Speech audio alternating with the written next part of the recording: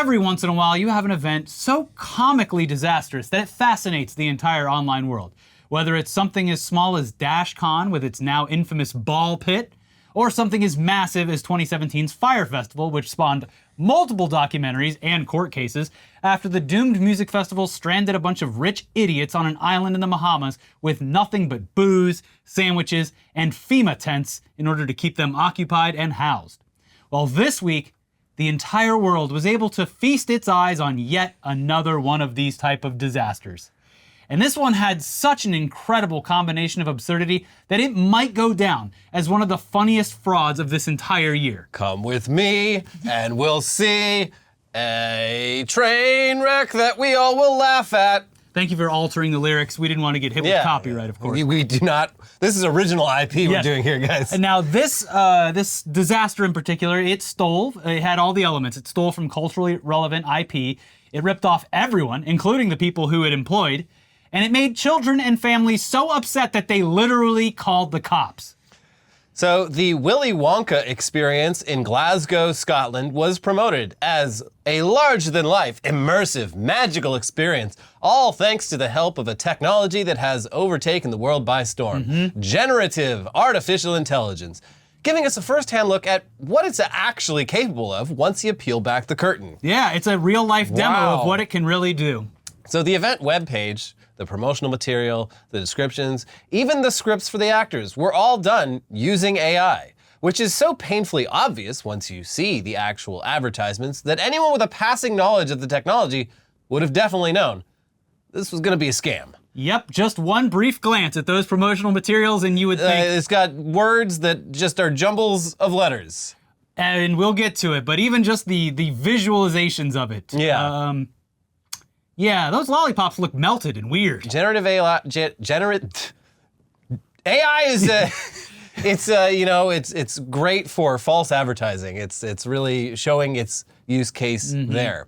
So let's start at the beginning and walk you through this hilarious disaster, which might actually take longer than the in-person immersive experience itself. And if you go get some candy from your kitchen, you'll also instantly have more sweets than anyone who went on a tour of this chocolate factory. Yeah, as you're probably already aware, any images that we show you of promo materials for the event that pop up on the screen were made with AI, which is why they all look unsettling, disjointed, and wrong. But it wasn't just the graphics that were done with AI. It was everything from the scripts that the actors had to memorize for their roles all the way down to the description and buzzwords used on the digital flyers. Now first, let's take a look at the official website, along with the descriptions and artwork for the event, so you can put yourself in the shoes of a parent who is eager to impress their kids with a trip down to a fantastical chocolate factory modeled after and referencing a franchise that was just reinvigorated for an entirely new generation thanks to that recent Timothée Chalamet film. Timothée Chalamet. Indulge in a chocolate fantasy like never before. Capture the enchantment. Dive into the whimsical of Willy's chocolate experience. The whimsical what? The whimsical, Elliot. Dive into the whimsical of Willy's chocolate experience, a place where chocolate dreams become reality. Book your adventure now and embark on a journey filled with wondrous creations and enchanting surprises at every turn. They definitely got the surprises part right. That sounds great. I'm gonna sign up. Were these tickets were like 50 pounds? I saw one. I think they were $50. It was like 35 pounds or something like that. Oh, I saw one Scottish woman. The only thing out of her mouth that I understood was 50 pounds. Yeah, well, per ticket. Look, if you're looking at the website, the promo materials, you're checking the What's on Glasgow website, you're like, okay, we'll get to go hang around in Willy Wonka's factory. That seems like it's worth 50 pounds for the kids. It's especially, like, I've never been to Glasgow, and it is one of the main destinations in the world that I'd love to go to, because it is, like, it's apparently, there's a lot to do there. It's a magical city, wonderful architecture, like, just plenty to do. So the fact that this happened there is just extra, it's just, Yeah. Anyway, more from this ad copy. Enchanted Garden. Your journey begins in an enchanted garden with giant sweets, vibrant blooms, mysterious-looking sculptures, and magical surprises that add an extra layer of wonder to your chocolatey experience. Navigate through peculiar but enchanting garden collecting delicious beans of all colors, shapes, and sizes. Who knows, perhaps you might be able to grow your very own enchanting garden. Imagination Lab, trademark. In the Imagination Lab, prepare to be captivated by a visual spectacle. Encounter mind-expanding projections, optical marvels, and exhibits that transport you into the realm of creativity.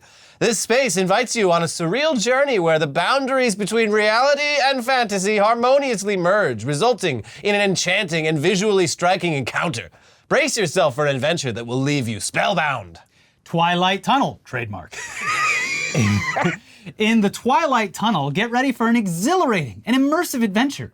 Journey through a dimly lit passage adorned with captivating projections, enigmatic sounds, and surprising turns that will immerse you in suspense and excitement. It's a heart-pounding experience you've never experienced before. In the graphic for this segment of the tour, there are a few descriptions of what to expect. So we're going to read those for you now as they're written and see if you can figure out what they mean, because these were all just hallucinated by the AI. Lightning, dim dick 6, dim tight, twirting, depractions, dodjection, vivu sounds, enigemic sounds, ungerevel, svide, emprity, unexpected twits.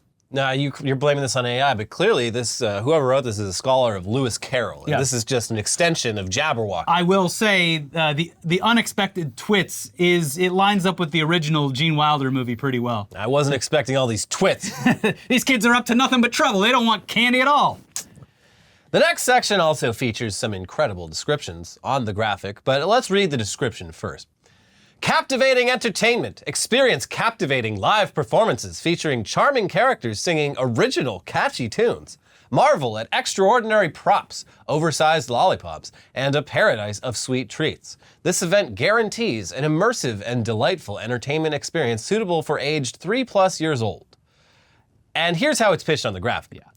Enchanting entertainment. Catgacating. Live performances. Carchy tons, exarcidre lollipops, a pasadise of sweet teats. Glub glub.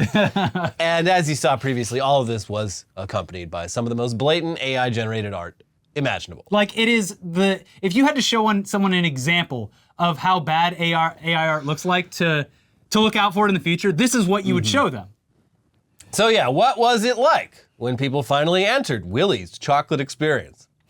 Well, unfortunately for attendees who got ripped off by the production company behind the experience, House of Illuminati, it was nothing more than just a cavernous space sparsely filled with posters, a few actors doing their best in a bad situation, some pathetic props, a new creature called the Unknown, and a few people dressed up as Oompa Loompas working at what appeared to be Willy Wonka's meth lab. Yeah, the iconic image. Yeah. That needs to be in... Get that woman some PPE. She's breathing in the chocolate fumes. Yeah. Well, this image needs to be like one of those end of year, like Time Magazine needs to have this in there, because it is now iconic.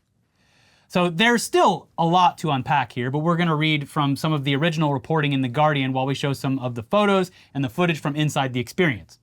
It was billed as a celebration of chocolate in all its delightful forms, but ended up a tragic tale worthy of an Oompa Loompa song. Police were called to a venue in Glasgow last weekend after furious families who had spent hundreds of pounds on the Willy's chocolate experience complained about the awful event that left children in tears and was abruptly canceled midway through. The event publicity promised giant mushrooms, candy canes, and chocolate fountains, along with special audio and visual effects, all narrated by dancing Oompa Loompas.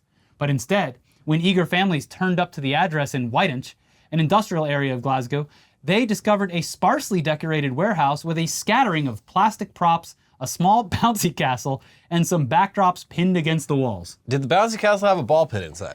I don't know, but it should have. They should have just DashCon should have supplied. If you pay 5 extra British pounds, you get an extra 5 minutes in the bouncy castle. That ball pit is now filled with gobstoppers. Yeah. It continues. After an immediate and angry response from early arrivals who demanded their money back, organizers called a halt to the event only hours after opening, but failed to inform later attendees, some of whom had traveled substantial distances and are now demanding their train costs be refunded too. Police Scotland confirmed that officers had been called to the venue after complaints.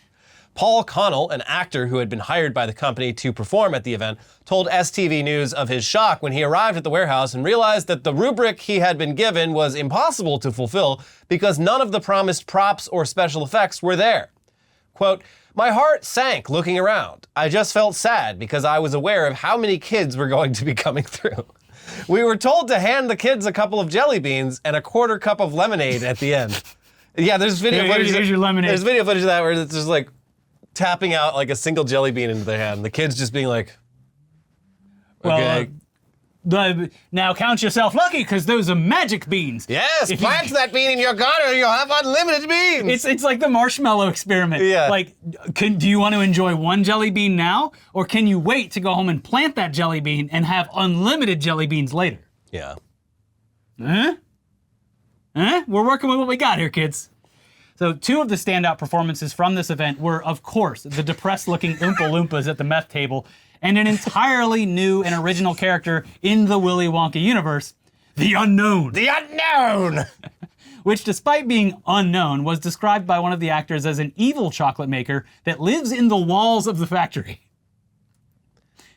Yes, this factory's haunted. Yeah. By the Unknown. By the Unknown. It's not a ghost, it's just a rival chocolate maker who lives in the walls. It's like the Phantom of the Opera, but for chocolate. You kids get it. And the Unknown, genuinely scary costume for small children. And they were scared when they saw that. They did not like the Unknown. Regarding the Oompa Loompa, it's hard not to empathize with the actress in such a position because who wouldn't look depressed after spending even a few hours staring into the disappointed faces of children? But more photos and first-hand interactions have come out since the initial photo went viral, and they paint a picture of a person who is really trying to do their best and make kids happy despite the experience lacking in every other conceivable way. And she genuinely seemed like a really nice person who took the gig to make people smile. But she's also a victim in all this because she, along with the other actors, were never paid for their work, and we highly doubt that that's going to happen. Here's some excerpts from an article in the Daily Mail, and they spoke directly with the woman who played the Oompa Loompa. Actresses who were promised hundreds of pounds to perform at a catastrophic Willy Wonka experience in Glasgow that saw furious parents call the police on the organizers have said they were given pound shop costumes and haven't been paid. One of the actresses Mr. Cool hired for his event, Kirsty Patterson, was promised 500 pounds for 2 days' work. Speaking to Mail Online, she confirmed that not only had she not been paid, she also hadn't been briefed on what her role would involve. She explained, "I was angry at the time because I felt like this is embarrassing for me." Yes. "And I felt bad for the people coming in as well. I actually ended up shouting at the guy. I just said to him, he's a joke, and this is like embarrassing. And how can he basically live with himself doing this to people? This is really embarrassing for me. My job is teaching kids yoga, and I go into schools and stuff, and I do kids entertainment. This is none of our fault at all. We got the job, and then we got given the script. By that point, I'd signed a contract, and they said they were going to put us $500 for the 2 days, which is a lot of money, to say no to. I got stuck to the jelly bean bit, and by that point, I felt awful. There was a part where they were saying it was like a science lab, and you were supposed to hand out jelly beans, and by that point, they had run out of jelly beans. So I was just trying to make it slightly exciting for the kids. Then I walked off scene because I was so embarrassed. I went mental about the guy and feel awful about the whole thing, like I really honestly do. And I walked off because I was just like feeling so shit for the kids. The whole thing has just been awful. The whole thing has just been complete and utter shambles. It was shocking, honestly. And they also spoke to another one of the actresses, Jenny Fogarty, who commented on the script that they were given, which, again, appeared to have been written by AI. And how, based on that, it seemed like it would be a pretty incredible event. Like, yeah. They got the scripts and they're like, oh, wow, wow. You're really planning on doing a lot of interesting stuff here. A lot of special effects. This is going to be pretty cool. Yeah, this is like on par with like the Waterworld show at Universal. Yeah. Where's the stunt coordinator? This warehouse must just be the staging area. So who's rigging up all of the interactive elements? Uh-huh. Oh, interesting. Okay. Here's what she said. There was meant to be a live performance of Willy Wonka taking the children through the factory. The script, I showed it to my partner, and we think it was AI generated. There were parts in the script where we thought, oh, that sounds really good, because there were supposed to be interactive elements. There was a bit in the script where it was like, if you touch the grass, it will start laughing. And you thought, oh, so it's got sensors in it. That will be really cool. Okay. Well, they got grass sensors. It starts laughing? Pretty cool. There were supposed to be bubble machines. There were supposed to be projectors. There was supposed to be so much more that was promised. Miss Fogarty, who has been taking up extra acting work for a few years, said she and 2 other female actors were made to wear sexy hen night style costumes for the children's event. The costumes that were given on the morning of were like hen night kind of sexy Oompa Loompa costumes, she said. It was only just lucky that we were all wearing tights. We weren't told anything to bring. They literally went down to the local, whatever the Scottish version of Spirit Halloween is. Yeah. Yeah. Loaded up last minute, said, well, here you go. I mean, it sounds like this Illuminati group made a lot of money because they didn't spend any. I mean, I don't know. I hope they get sued. They probably will. Do they have class action lawsuits over there? We'll find out. It continues. Speaking of the disappointing event, Miss Fogarty said, when we arrived for the dress rehearsal, there wasn't a lot there, and we kind of thought they've just started it, and they'll be working all night, presumably. This could be good. We were expecting them to put grass down or something.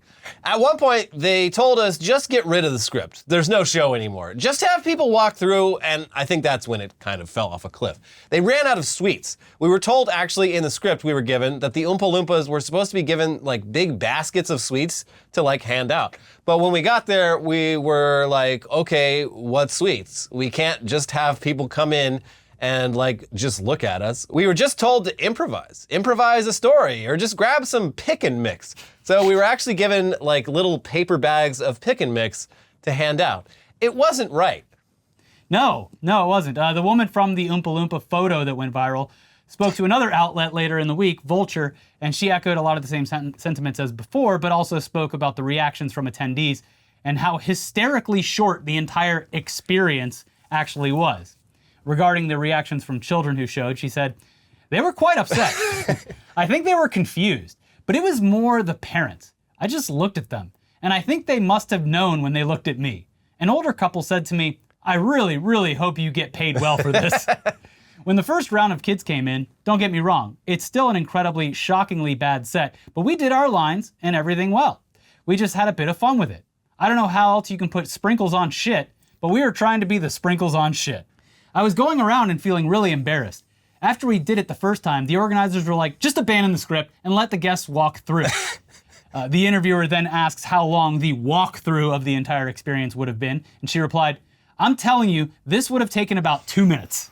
I've never experienced anything like this in my life. Wow.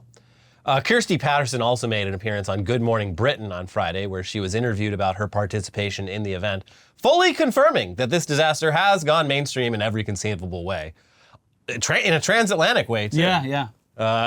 So yeah, honestly, we would not be surprised if at this point the production company working on the sequel to Wonka are trying to squeeze in a reference to the unknown. That would be amazing. Somewhere in the actual screenplay, because wow, what a character. I know, everyone loves the unknown. The unknown. He lives in the walls. He's trying to steal your recipes for chocolate. And just like the Babadook, it's a gay icon.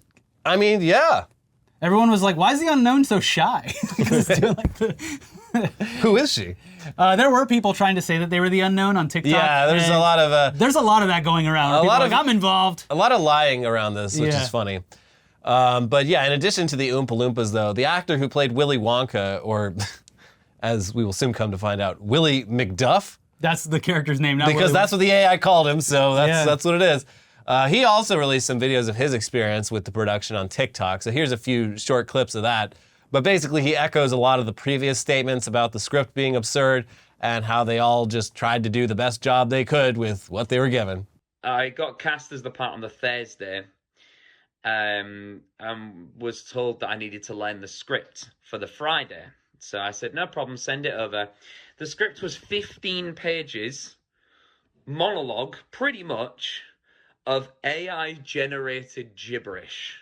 But one of my favorite lines was, there is a man who lives here. His name is not known. So we call him the unknown. We were told on the experience to hand out a jelly bean, one jelly bean per child, and a quarter of a cup of Tesco's own brand lemonade. That was what the children got. No chocolate. There was no chocolate to be had at this chocolate factory. Rightfully so, people were furious. They were shouting. There was people filming things on their phone. There was things being broken, things being stolen, apparently. I just walked into this after my lunch and was told to hide, which I was like, what has happened? And we'll keep it very brief, but this actor might be in the midst of a bit of a milkshake duck situation. Again, it's hard to tell what's real and what isn't. It's just with everything someone that's on going TikTok, but there are allegations that this person, while teaching drama to teenagers might have been in a relationship as a man with in one. his early 20s, may have had an inappropriate relationship with a student. Yeah. But moving on, though, would you believe it? Someone has leaked the entire script, the AI-created script. Oh, no. And I have never been happier to force Elliot to read something in character. So he better not let me down or all of you down. And first of all, in the script, they appear to go out of their way to avoid any direct references to the Which films is or weird, books. because it's like, wasn't this advertised as the Willy Wonka experience? No, it was Willy's Chocolate Experience or something. So it starts with Wonky Doodles at McDuff's Chocolate Factory, a script. Wonky Doodles. Willy McDuff, introduction and audience interaction before entering the Garden of Enchantment. And all right, Elliot, I will do the stage direction. And also, surprise, I've got some props for you from our own local Spirit Halloween. What the fuck is this? There's a cane Does here. Wonka even use a cane? I think he does. This is like a cane. This is like a shepherd's cane. And then here's a top hat. Oh my God. go. The Broadway Baron. Yeah, you are the Broadway Baron. It's time for drama. It's time for. Shut up, you're supposed to be Willy Wonka. It's time for drama. You're supposed to be Willy McDuff right now. Okay? Get into character. This is serious. Serious All right. business. All right, I'm gonna do like the stage direction and stuff here, and we're not gonna do the entire script, just some select parts. All right. But here you go. Okay, a whimsical, bright, and keep in mind this is what parents like thought they were gonna expect. Yeah. This is what was supposed to happen in this experience. A whimsical, brightly lit stage that hints at the magic of the Garden of Enchantment beyond. Willy McDuff, a character of eccentric charm and wit, stands before the curtain that separates the mundane from the magical. The audience is buzzing with anticipation. And Elliot enters with a grandiose flourish. Ladies, gentlemen, and esteemed guests of all ages, welcome. I am Willy McDuff, your humble guide on this journey to the extraordinary, the spectacular, the downright magical Garden of Enchantment. Jesus Christ. I see we have some enthusiasts among us. But before we proceed, a few formalities. Well, not so formal if I have anything to say about it. Now I must ask, who among you has brought their sense of wonder? Show hands, please. Audience members raise their hands, some enthusiastically, others more timidly.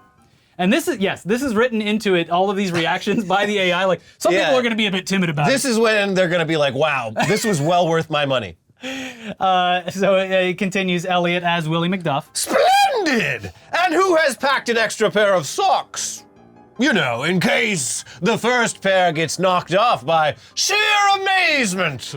Audience laughs again. A few hands remain raised. Yes, a few people did bring extra pairs of socks. Well, I didn't bring any socks. I'm gonna put my hand down.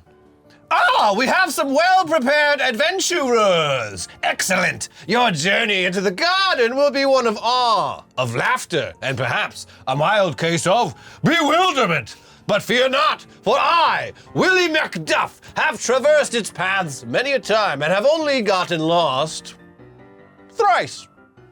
Audience chuckles, enjoying McDuff's self-deprecating humor. Now the Willy character brings them to the first room, the Garden of Enchantment. And please keep in mind everything that you've seen that we've shown you from the actual experience. All of the photos of the sparse set decorating. Keep that in mind as we read more from the script. Willie McDuff leads the audience with a dramatic gesture towards the curtain, which slowly begins to open, revealing the first glimpses of the Garden of Enchantment as lights and sounds from the magical realm spill into the auditorium. Wow. Ending the scene on a high note of anticipation and excitement. The stage transforms into a vibrant, mystical Garden of Enchantment filled with oversized, colorful flowers, twinkling lights, and mysterious pathways. Willie McDuff, with his distinct attire and a sparkle in his eyes, is joined by the playful Wonkadoodles, which I guess are the Oompa Loompas. Wonky doodles, yeah.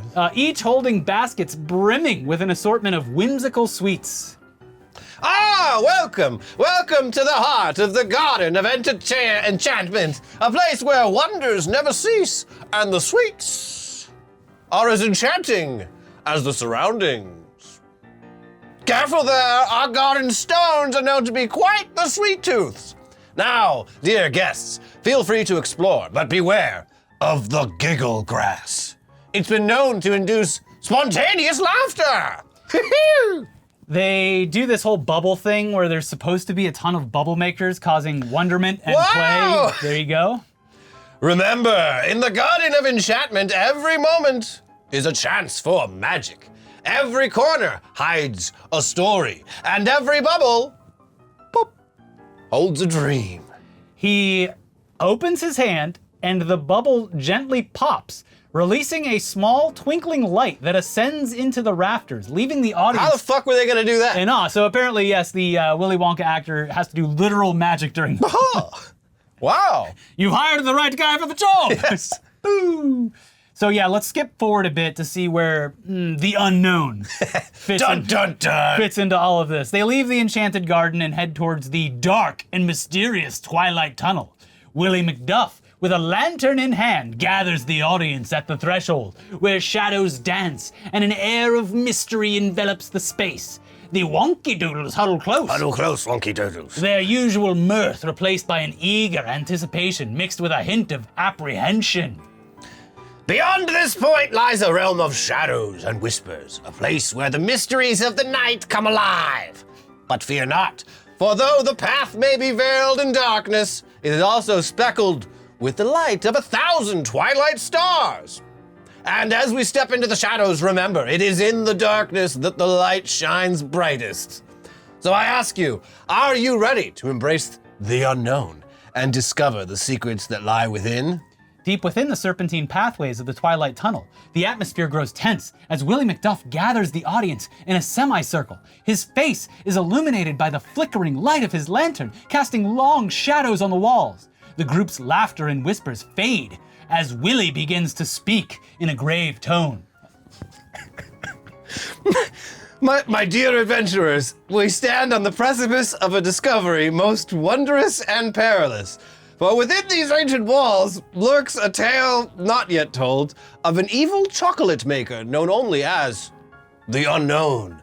This fiendish foe has long coveted one of my most cherished creations, the anti-graffiti gobstopper, a marvel of confectionery science designed to aid, not just any soul, but the tireless guardians of cleanliness, our beloved mums, and yes, dads too, but especially mums, from the endless scourge of dirty socks strewn about by youthful adventurers. Again with the socks.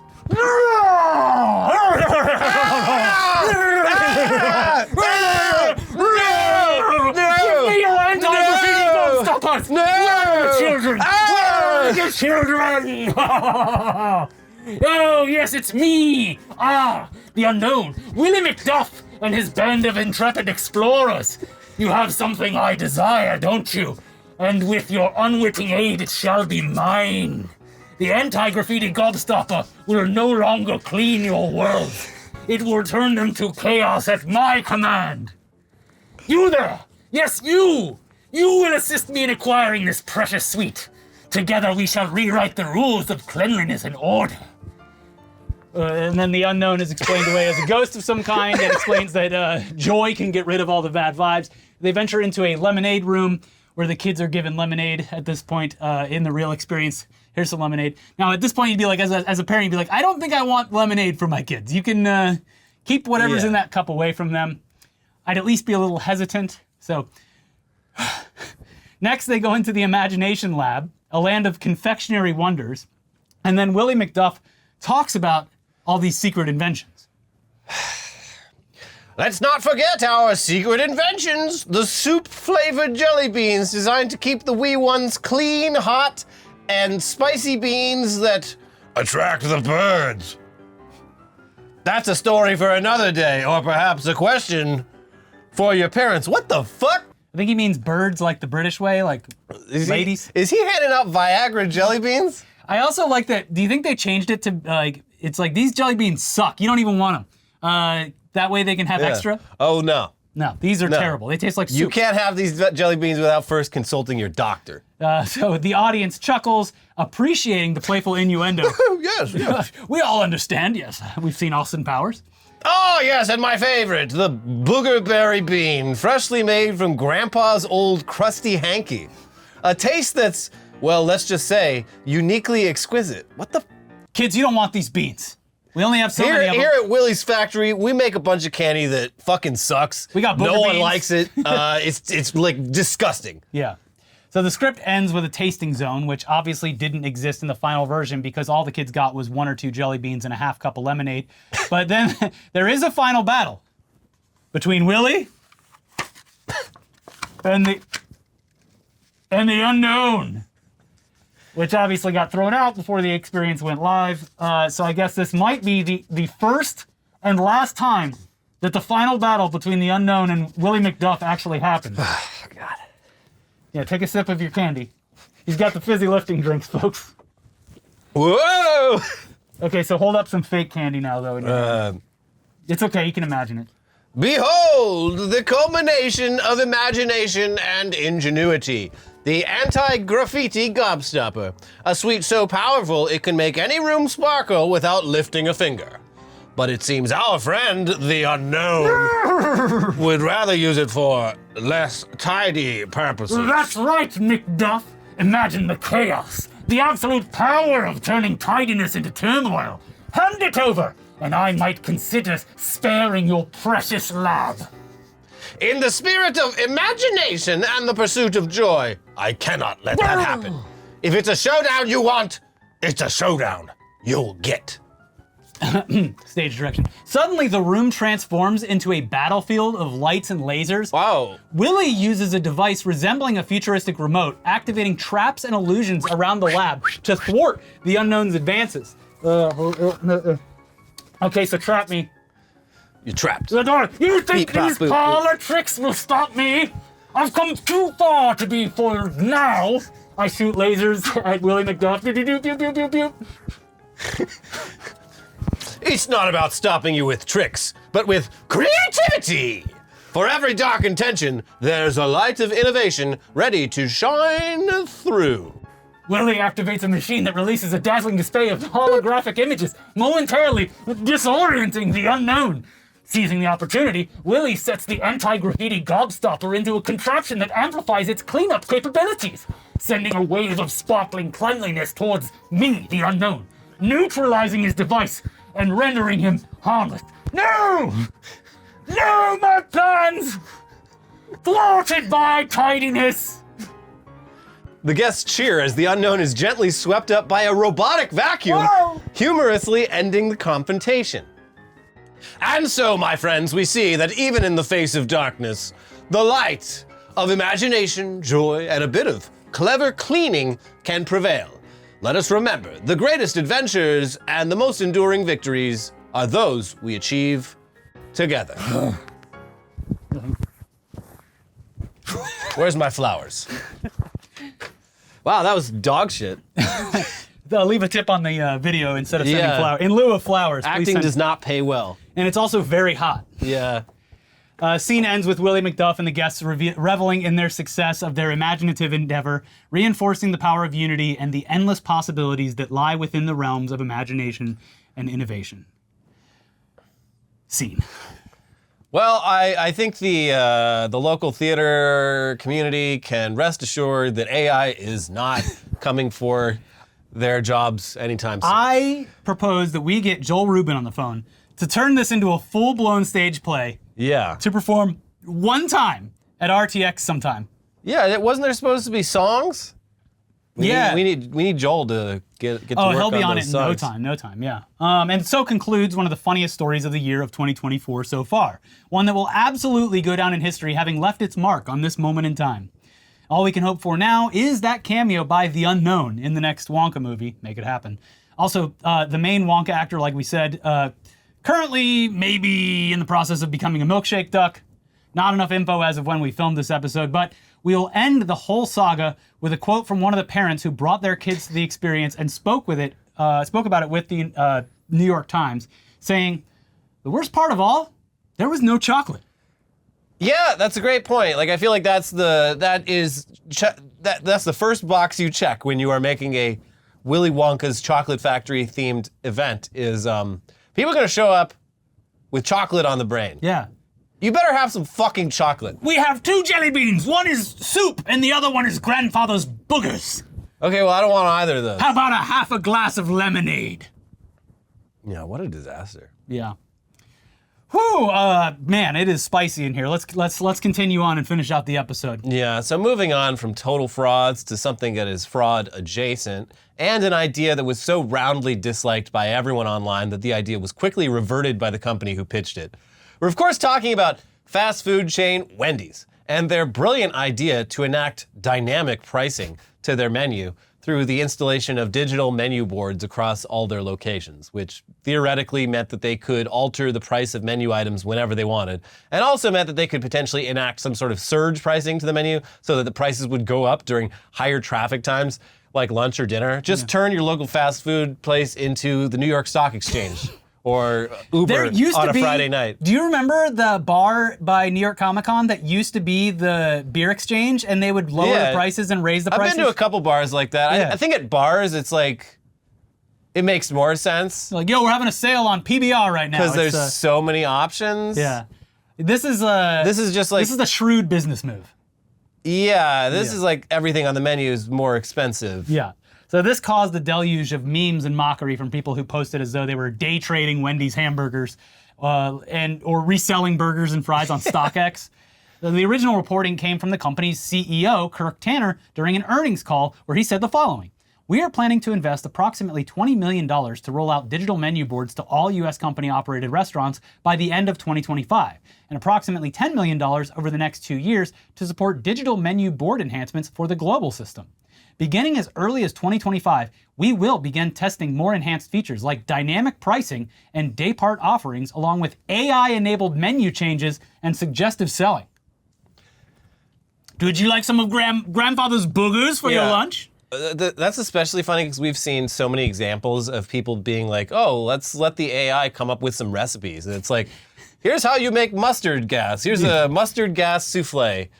Or it's just something fucking disgusting. Yeah, we've got the bleach and ammonia frosty for you guys. Because ChatGPT does not have taste buds. It does not know what food tastes like. It's hallucinating. It's not a good source on what you should or for anything. Make or eat. So anyway, in an update to customers, Wendy's basically tried to claim that this was actually so they could give everyone discounts. And you guys were way off. We actually are doing this to help the consumer.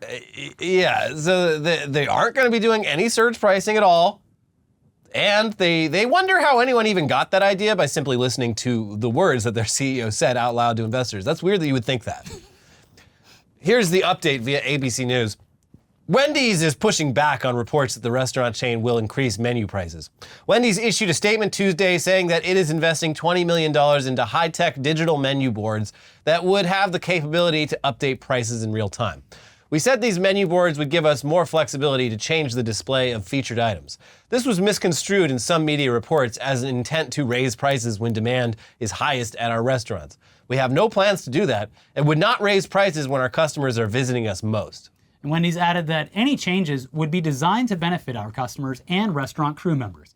Digital menu boards could allow us to change the menu offerings at different times of the day and offer discounts and value offers to our customers more easily, particularly in the slower times of day, the fast food chain continued. Wendy's has always been about providing high-quality food at a great value, and customers can continue to expect that from our brand. Dave Thomas is spinning in his grave. Yes. Because you know why those burgers are always square at Wendy's? Because they don't cut corners. Because Dave Thomas never cut corners. So yeah, I do love that Wendy's corporate is acting as though it is very bizarre that anyone would interpret dynamic pricing as a negative to the consumer when the idea was literally brought up by an executive during an investor call. Yeah, and also just, dynamic pricing, yes, I guess it could go either way. Has there ever been an example of it going the way that benefits the consumer? No. I mean, that could be cool. Be like, hey, no one's eating at Wednesday's at like 11 a.m. on a Tuesday, so come on down at 11 on a Tuesday. We got all and the save nuggets $1 you can eat. but that's not I'll how never it is. go back though because they changed the Frosty recipe. Oh, did they? It doesn't taste the same anymore. That's a shame. Speaking of scams though, insurance and disability scams are a tale as old as time. Someone gets injured and milks their insurance or whatever for as long as humanly possible, or straight up fakes an injury in order to claim insurance and disability. It's like right on the edge of like almost being a cool crime because fuck insurance companies. They ruin people's financial lives for sport. Yeah. It's still not cool because in reality, these kind of things drive up the insurance rates for everyone else. Yeah, because like they're going to make their money regardless. The fact that there are scammers means that these companies have to invest a lot of manpower and money into investigating claims, which, yes, it negatively affects everyone else. Yeah. No, typically, people aren't very blatant about their scams. And you would assume that most people who decide to risk it all and scam their insurance company would, at the very least, keep up appearances by not participating in strenuous activities, specifically in public, while being photographed in an official setting. Yeah. In an official competition, nonetheless. At least put on some sort of wig and a mask before you do it and be like, I'm not who you think I am. I'm the unknown. You don't know who I am. But unfortunately, that's exactly what the woman in this next story did. And she did it in arguably the funniest way possible. By participating in a sanctioned tree throwing competition and appearing in multiple photographs that show her absolutely hurling a decent-sized Christmas tree through the air and winning the event while she was supposed to be disabled.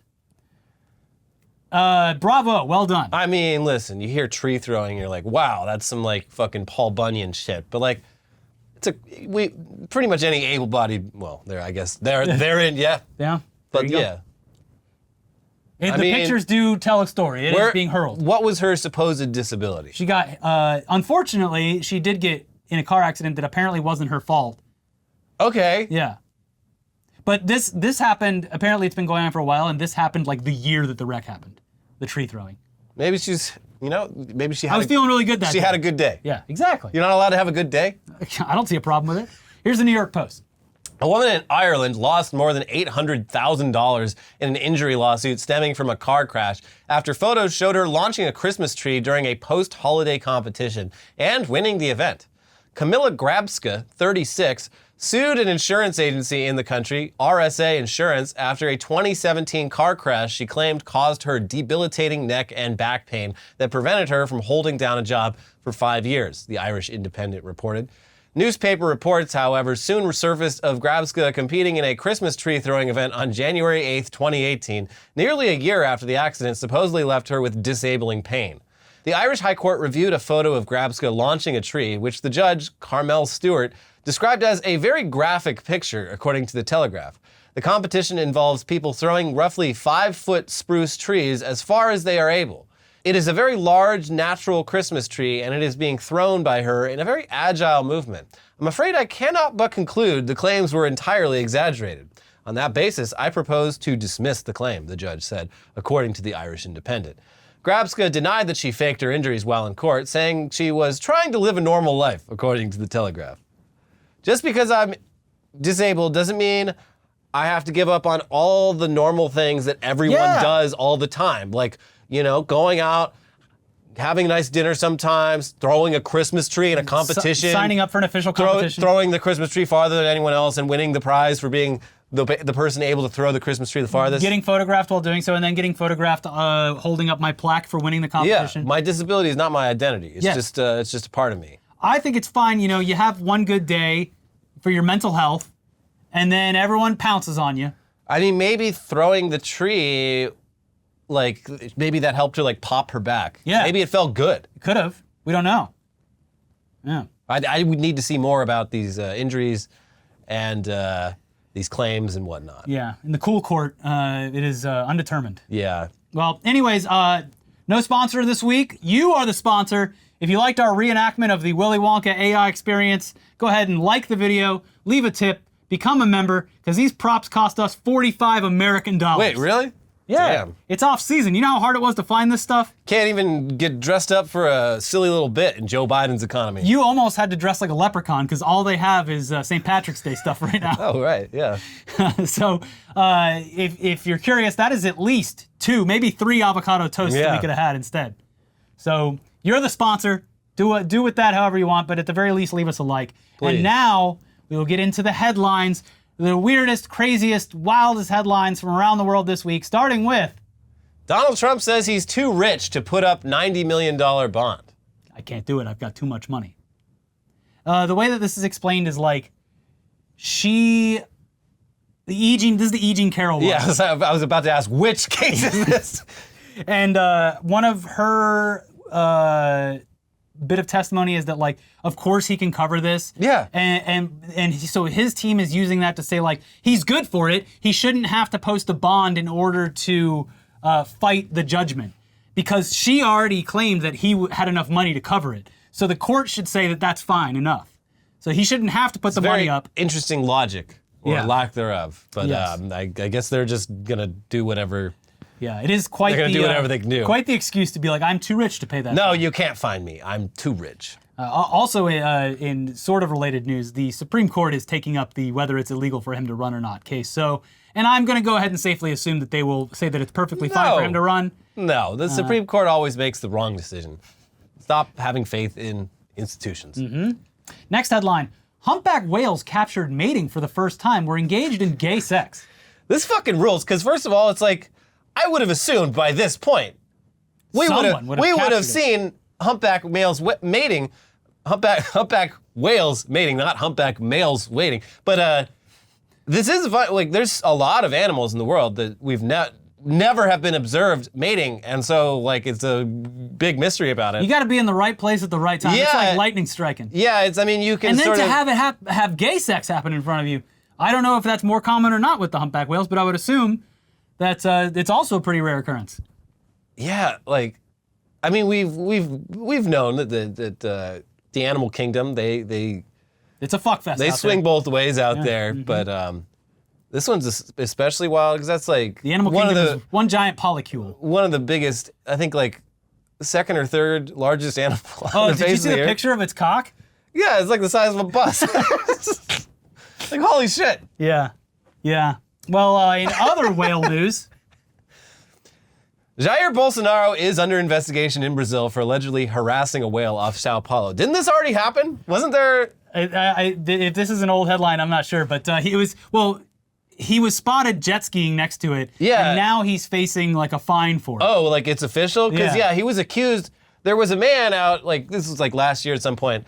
There's someone out in the water on a jet ski, like, pissing off whales, and people are like, get the fuck away from that whale. And they're like, wait, is that former President Jair Bolsonaro? This guy is obsessed with weird, like doing weird animal shit. He's getting attacked by birds all the time.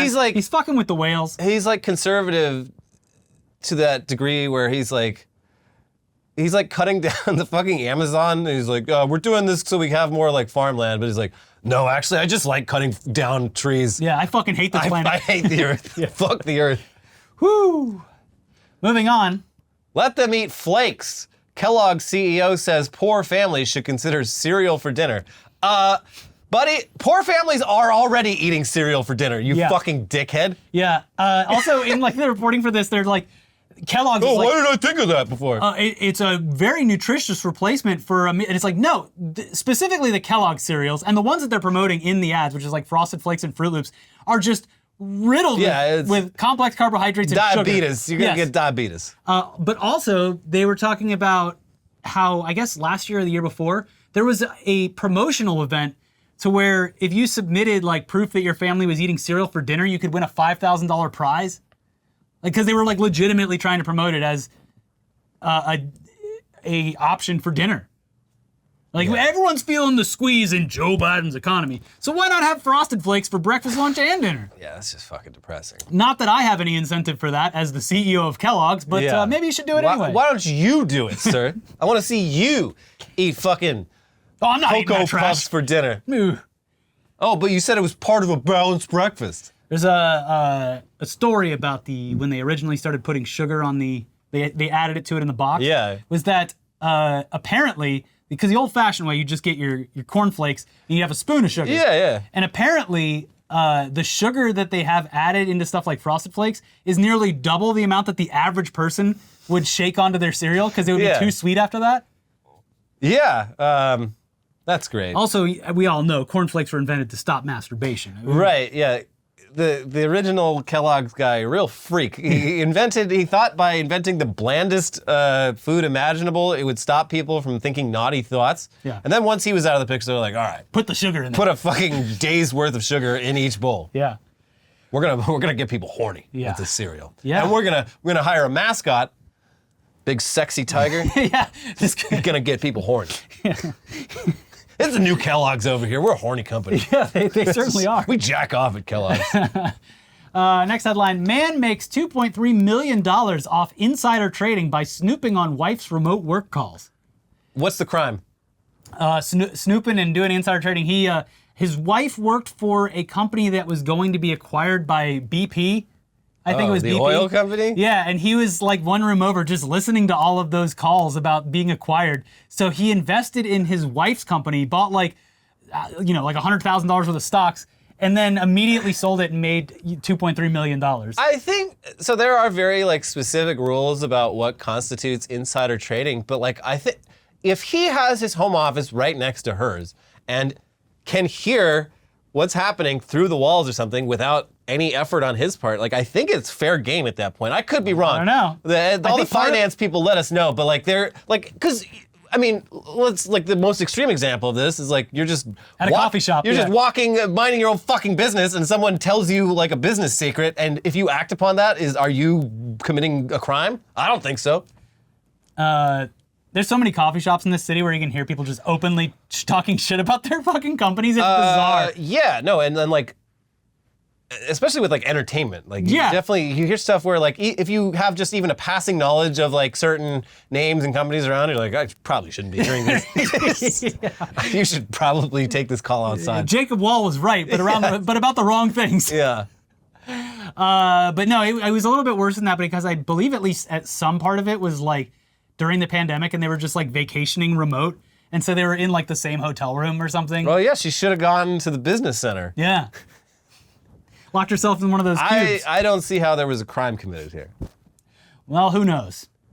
Missouri GOP candidate for governor was only honorary KKK member. Let's be clear, guys. I think you're confusing things here. I was made an honorary member. There's been a lot of talk about me being in the Ku Klux Klan. But no, they just honored me with a free membership. You're probably picturing me in a white cloak with maybe a torch, riding a horse, terrorizing local African Americans. Mm-hmm. You could not be any further from the truth. What actually happened is the KKK liked me so much that they made me an honorary member. They thought that my policies aligned with their views so much that they said, let's pretend that you were in the KKK. Completely different. The article that I'm about to reference from the local news, he also admits that he was at a cross burning, but said it was for a religious event, had nothing to do with racism. Okay. So this is from their reporting. The Riverfront Times reached out via text message and asked McClanahan if he was the man pictured in front of the burning cross in the image shared by Dogan. McClanahan replied, "It's an invisible empire. Yes, it's me," but he denied ever being in the KKK. "No, I am not, and I have never been," he wrote back. He then sent us a photo of Elvis squaring off in a mock fisticuffs with Muhammad Ali. You like that? It's just like Chaya doing the blowjob image. That's an image of a blowjob. This is Elvis fighting Muhammad Ali. What do you think? Pretty cool, huh? Anyways, I was just an honorary member. It wasn't like I had to try very hard to be in it. Yeah, they just loved me. The Klan likes me, and if I'm being honest, I like them a lot. But let's not get it twisted. Republican blocks IVF bill because it could lead to human-animal chimeras. Ah! What a stupid country. Yeah, this woman, she's like, what's to stop people from taking these embryos and mixing them with animals and stuff? What year do you learn about chromosomes in high school? I think it's sophomore year. I think that's when I got that lesson. I mean, obviously, even sooner in like fucking 7th and 8th grade, you get like, the basic genetics lowdown. But this woman probably didn't go to public school, Elliot, and even if she did, she's in one of those states where it doesn't really matter. Yeah. Yeah. So there you go. That's the kind of brain trust we're working with here in the United States. I love that they're still going. I guess she didn't get the memo because they were doing all this IVF stuff, and then like clearly like we might have gone too far. They pumped the brakes. Like, whoa, hold up. Well, no, they did. They had a bunch of people on record being like, "Yeah, it's dumb. We're gonna reverse this," and then they voted to like keep it. I love it. Like if Joe Biden wins the second term, it'll be through no thanks to himself or his party. It will be entirely at the fault of Republicans who cannot resist the urge to just be so fucking weird and alienating to normal people in this country. That was the comments about his appearance on Seth Meyers' show. He did one of the late night shows, and at that point, it was like the IVF stuff, the border stuff, all of these these dumb moves by the Republican Party just handed to him on a silver platter, and he just kept saying over and over again about how Israel has the right to defend itself. Stop talking just about don't Israel. Say anything. Like literally, like if you're not going to do fucking anything to stop what's happening, and this is after Bush shut the fuck up. Immolated. This is like after that. It's like, buddy, there's so many things you can talk about, and honestly, you could very easily change your opinion about what's happening over there, and maybe. At the very least, if you're not going to punish Israel for what they're doing, maybe pull back the funding that we're giving them. But instead, you're going on a late night show and being like, I'm here to set the record straight. We love Israel, and I'm not going to mention any of the stuff that the Republican Party is doing to hurt itself right now. Very stupid, short-sighted, and own dumb. goals. Granddaughter of El Chapo joins hunt for Loch Ness Monster.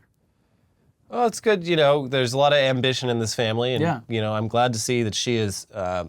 Pursuing it in a way that is going to hurt fewer people. Yeah, she's going out there to change the Guzman name. Yeah. It is weird. I mean, they got plenty of cryptids down in Mexico.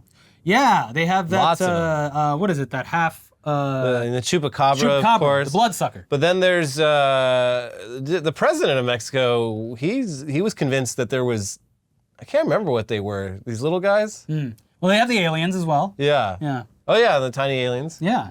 Alienitos. Well, that's like going away for college. You go to Loch Ness, you study the world's most famous cryptid, and then you come and bring all your knowledge back so you can solve your problems locally. Yeah. Yeah. Huh. So it's good to have ambition. And, idle hands, they do the devil's work, so keep them busy in the El Chapo family is probably great. Yeah, please just stay as busy as you can. Exxon CEO blames public for failure to fix climate change. This is all your fault. The Exxon he's like, we've known that this is destroying the planet for decades, but the problem is we want to pass on the cost to fix this to the consumer, and the consumer just refuses to pay it. I mean, he's not even entirely wrong. The way, I mean, we talk about this a lot, but like the way corporate structures, the way things work is like they are under an obligation to their shareholders to make as much money as possible, drill as much oil as possible. That's capitalism, baby. They literally can't not. So they're like, look, we got the science. Even we know this is probably bad, but like, why the fuck aren't you passing laws to stop us? In the article, they're talking about a type of jet fuel that like reduces drastically the emissions, and they're like, but the airlines won't pay for it. Sorry. Yeah, I was listening. There was an NPR piece about that recently, and anyways, it's good to know that it's all our fault. Yeah. Yeah. Nobody to blame but ourselves. The real villain was you. Yeah. You did this. Norfolk Southern CEO received 37% raise following derailment. Great job. And it was apparently his first year on the job. Well, I mean, he made the story go away. Sure. And that shows that he is by derailing 3 more trains immediately afterwards. Yeah. Yeah. Yeah. Who can even keep track of which train derailed where anymore? Derailment? Which one are you talking about? I got derailments all over this country. Yeah. It happens every day. Give me a bonus. That's cool. And final headline, half of vinyl buyers in the U.S. don't have a record player, new study shows. This is fine. Because I get, look, at the very least, people are buying physical media. Yeah, it's a collector's item. And yeah, it's a big version of the album art. It's the way the band wants to be presented. And theoretically, one day you hopefully will own a record player that you can enjoy. And I'd say there's probably like a good chunk of that 50% who did buy a record player but didn't do the research and bought like a shitty like Crosley or some shit. Yeah, this sounds awful. That stopped working after like 6 months. Yeah. So they no longer have a record player. Yes, but it is very good if you do invest in a somewhat decent record player to listen to music intentionally and with focus instead of just having it as background noise in the car or whatever else. So if this causes more people to listen with intention, then I'm all for it. Plus, it's nice. It's a nice thing to be like I like this artist enough to physically purchase something. Yeah, that's the main way is like... Because a lot of people, especially these days, can't afford to go to concerts and buy merchandise and stuff. So like, this is, sure, Urban Outfitters is getting a cut of this, but you know, good for those people. Good for them. Anyways, what a long episode of Weekly Weird News. We gotta get out of here. We gotta leave, gotta go. Please like the video, leave a comment, reply to a comment, watch our previous videos from earlier this week. Do whatever you can to help the channel grow. We really appreciate it. And we will see you next week for some more videos. See you next week in a world of pure imagination. No!